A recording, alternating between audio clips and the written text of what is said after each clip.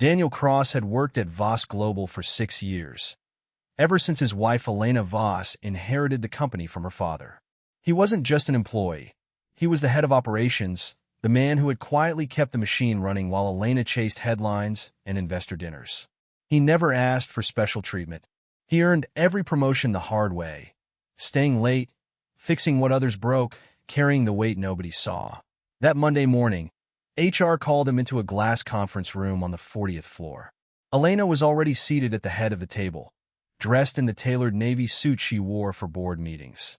Beside her sat Marcus Reyes, her secretary of 8 months, a man with an expensive watch and a smile that never reached his eyes. "Daniel," Elena said, not looking up from her tablet, "effective today, your position has been eliminated. HR has your severance package ready." Daniel felt the floor tilt beneath him. "Eliminated?" "Elena, I run operations. I've built half the systems this company depends on."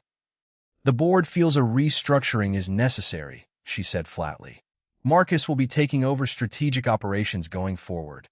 Daniel looked at Marcus, who didn't even have the decency to avoid his eyes. The secretary, now suddenly a director, simply shrugged, as if this were the most natural transition in the world. "You're firing your own husband to promote your secretary?" Daniel's voice stayed low, controlled, though his hands were shaking under the table. "This is a business decision," Elena said. "Please don't make it personal." But it was already personal. It had been personal for months.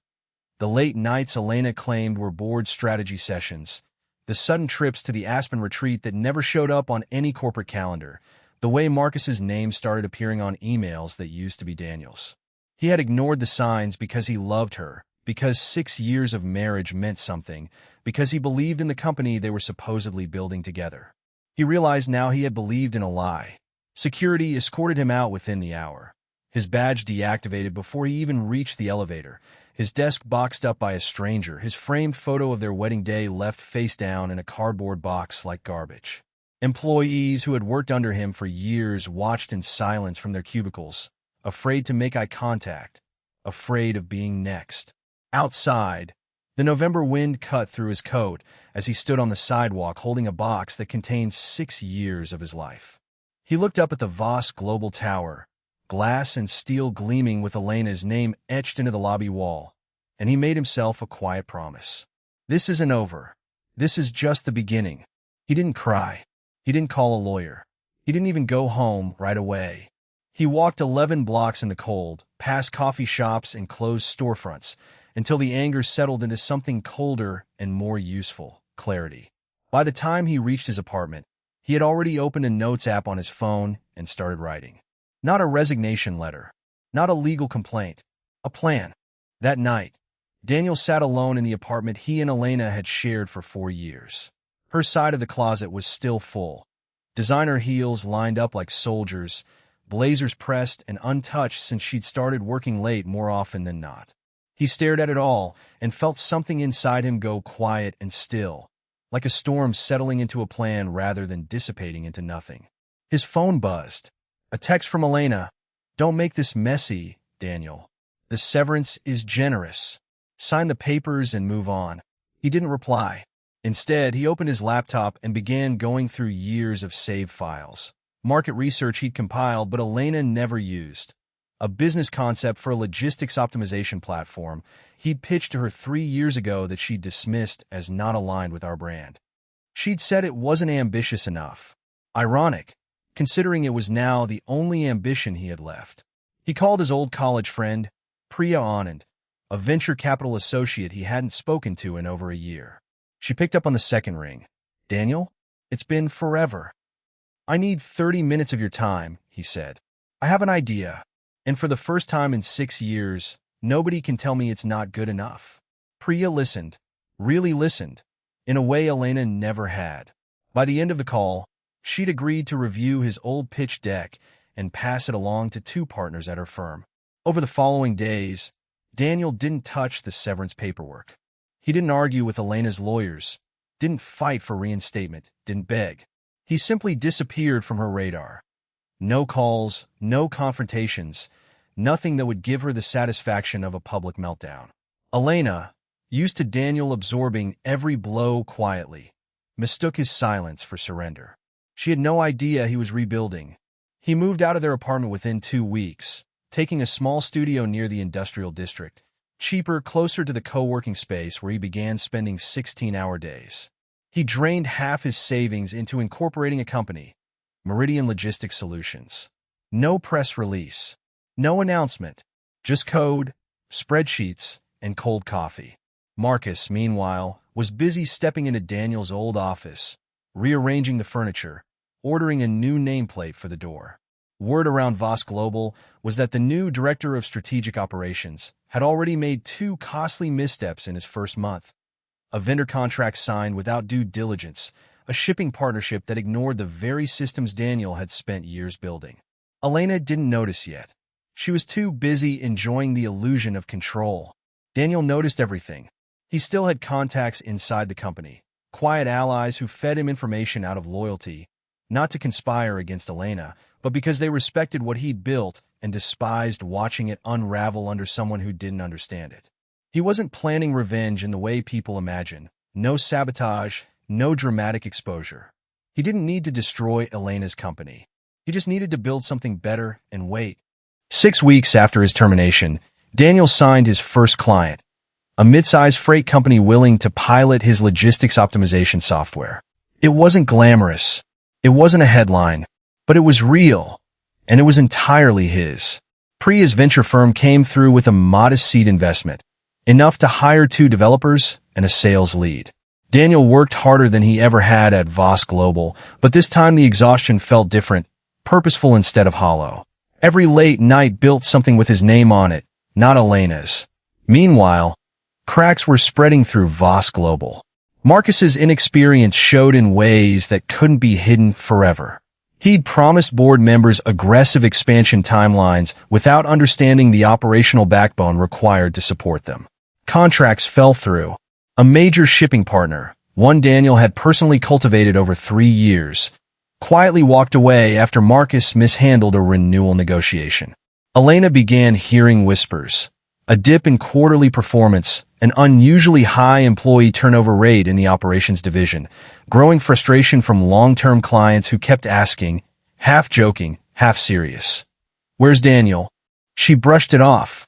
Marcus reassured her constantly, blaming market conditions, blaming legacy inefficiencies that Daniel had supposedly left behind. Elena, distracted by their relationship and her own ego, chose to believe him. Daniel heard about all of it through his old contacts. But he never gloated, never reached out to say, "I told you so." He simply kept building. Meridian landed its second client, then its third. Word spread quietly through the logistics industry that a sharp, no-nonsense startup was undercutting inefficiencies that larger companies like Voss Global couldn't fix. By the 3rd month, Meridian Logistics Solutions had grown to a 12-person team and secured a Series A term sheet from a firm Priya had introduced him to. Daniel finally allowed himself a small, private moment of satisfaction. Not vengeance, just validation. Proof that his worth had never depended on Elena's approval.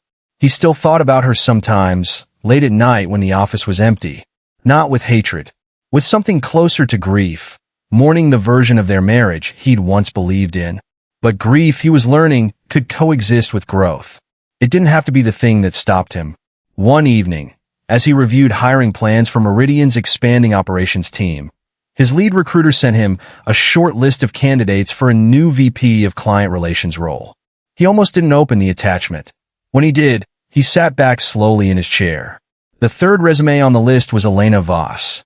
To understand how Elena Voss ended up submitting a job application, one had to understand what happened at Voss Global in the months after Daniel's termination. Marcus Reyes was not incompetent by nature. He was simply unprepared for a role he'd been handed rather than earned. He understood boardroom charm, not supply chain contracts. He understood how to flatter Elena, not how to negotiate with vendors who had spent years building trust with Daniel specifically because he never overpromised and never cut corners. The first real crisis came when Voss Global lost its largest shipping contract, a partnership worth nearly 18% of annual revenue. Marcus had renegotiated terms without consulting the operations team he'd inherited. assuming his authority alone would be enough to secure better rates. The partner, insulted by the lack of due diligence, walked. Publicly, a trade publication ran a small but damaging piece questioning Voss Global's operational leadership. Elena, blindsided, called an emergency board meeting. For the first time in years, board members openly questioned her judgment. Not her vision, which had always been strong, but her decision-making around personnel.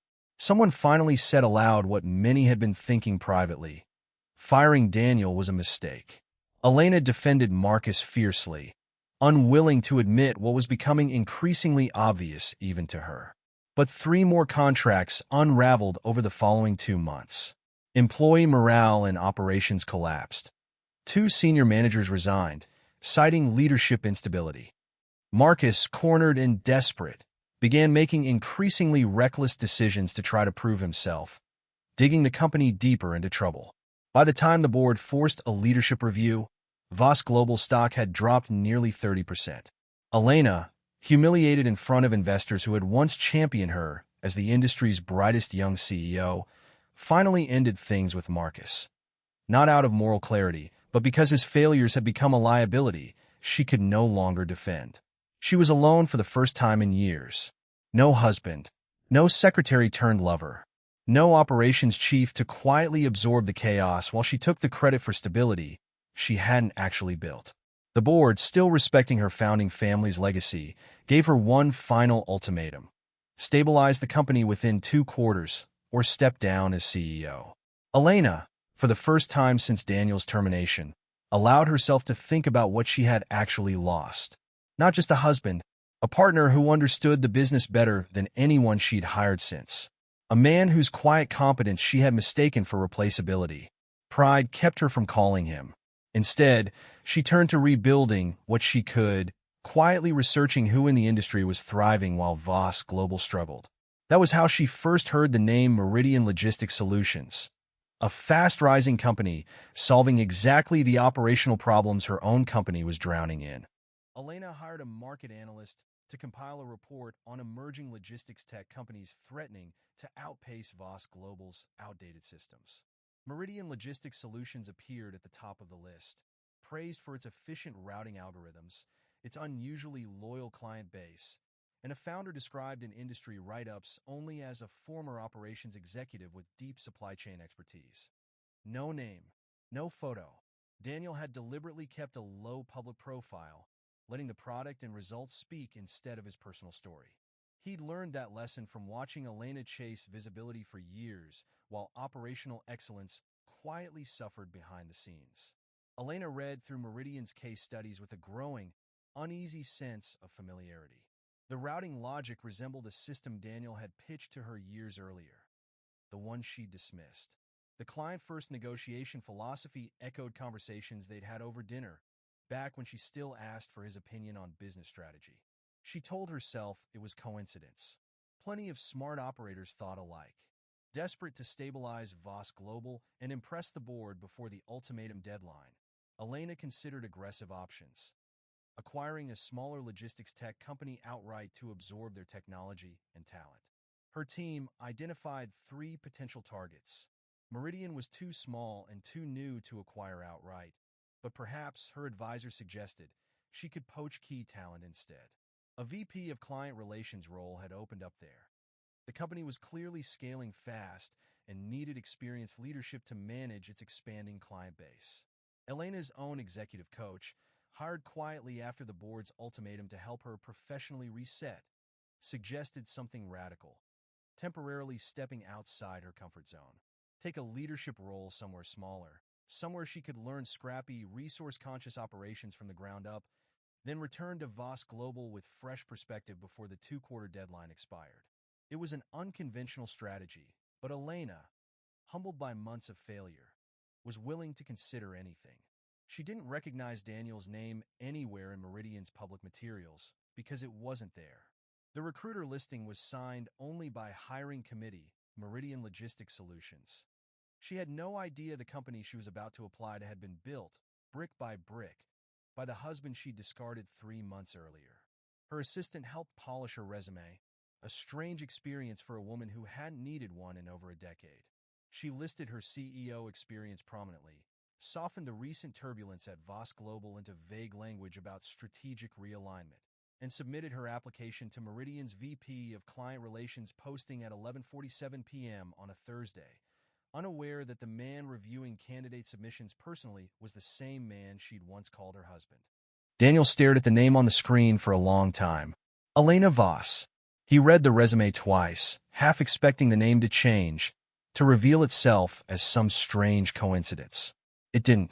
Her application was ironically strong.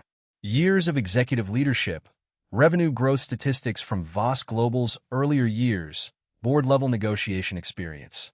Whoever had helped her write it had done a decent job disguising the recent turmoil in polished corporate language. But Daniel knew exactly what strategic realignment really meant because he had lived through the beginning of it. He didn't tell his hiring team who she was. Meridian had grown enough that he no longer personally reviewed every application.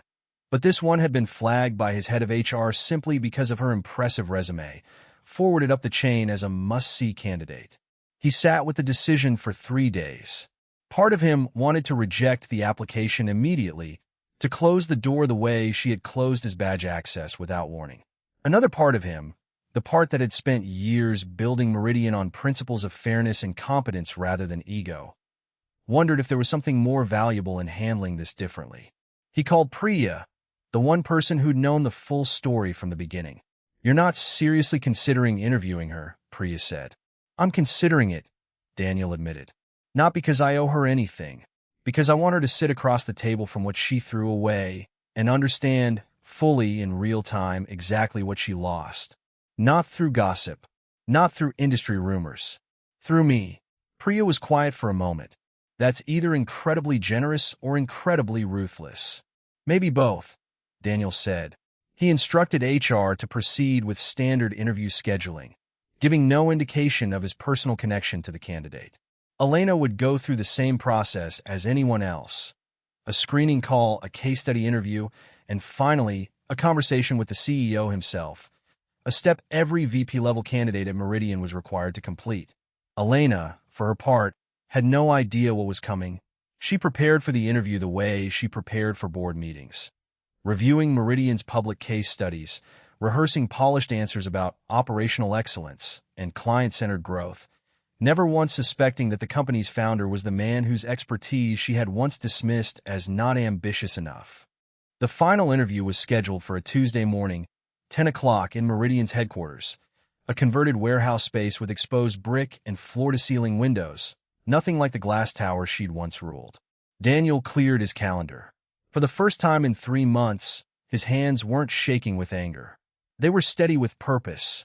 Elena arrived at Meridian's headquarters 10 minutes early, dressed sharply, folder in hand.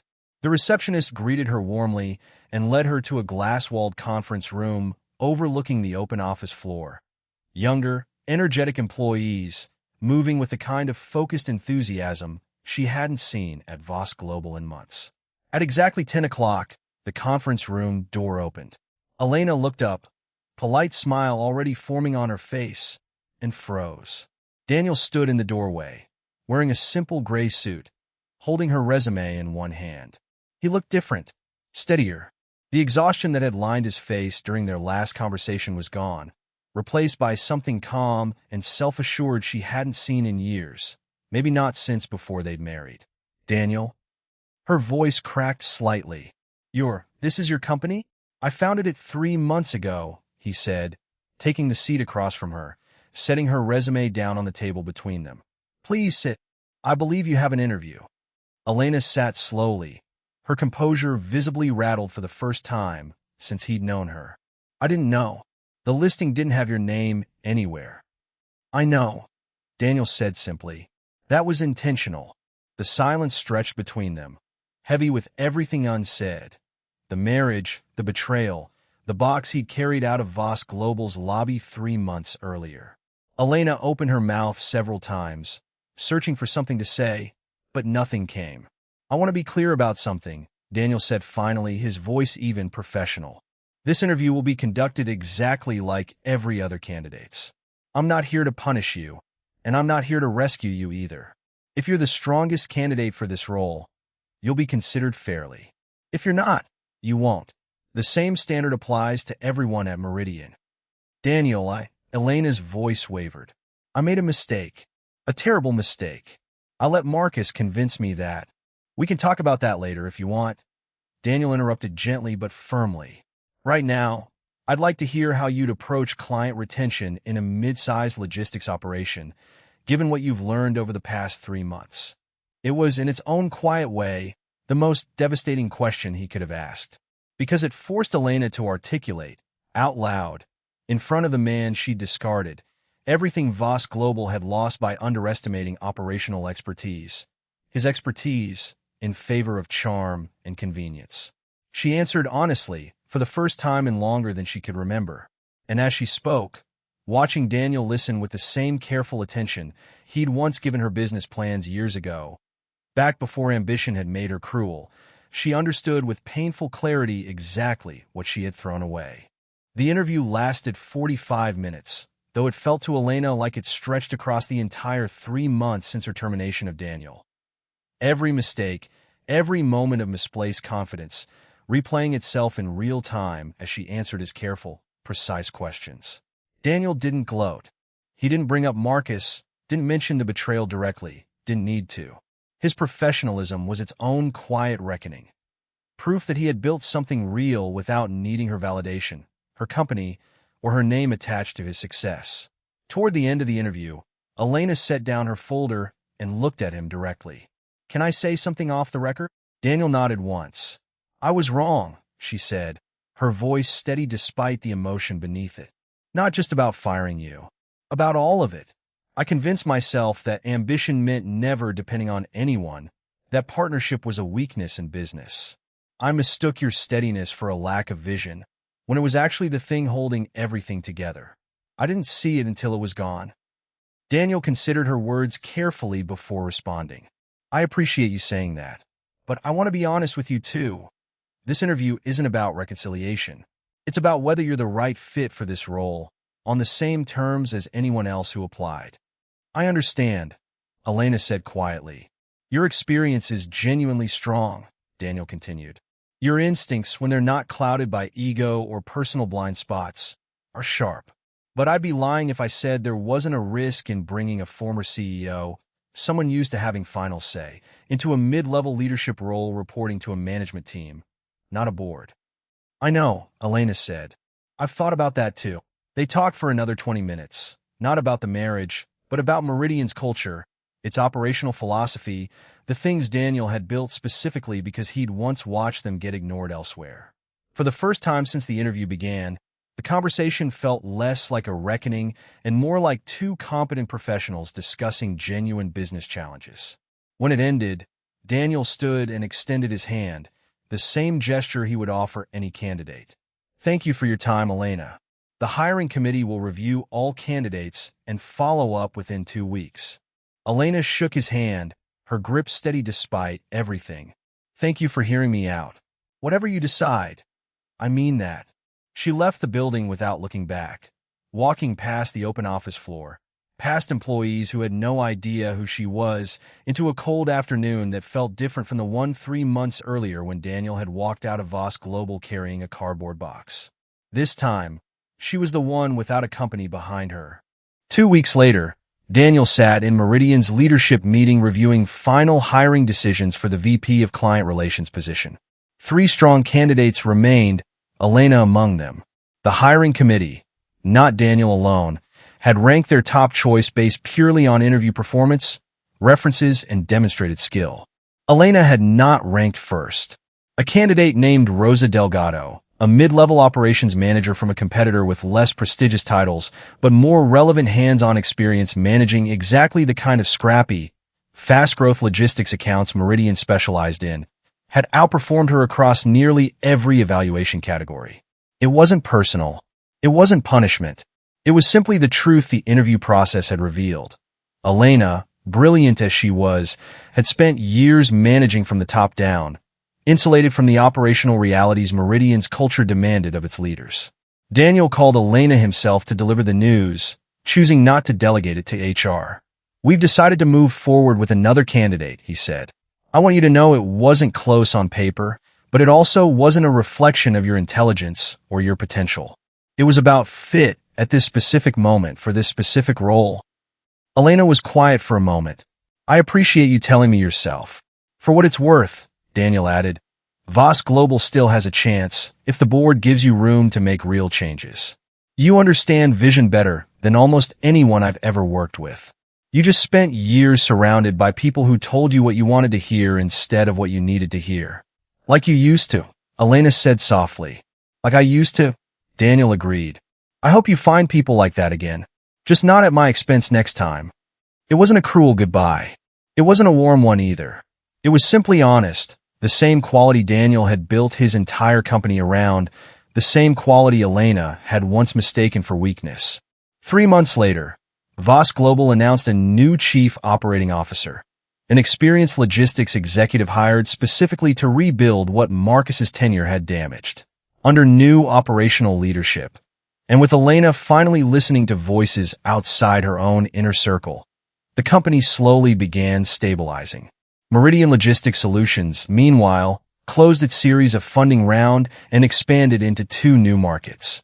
Daniel's name finally started appearing in industry profiles, not as Elena Voss's husband, a title that had quietly followed him for years, but as the founder and CEO of one of the fastest-growing logistics tech startups in the country. He thought about Elena sometimes, driving past the Voss Global Tower on his way to Meridian's new, larger headquarters.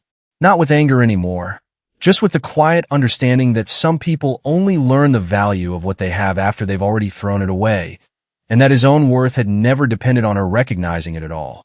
He had built his empire not out of revenge, but out of the simple refusal to disappear when someone told him he no longer mattered. And that, in the end, was the only payback he ever needed.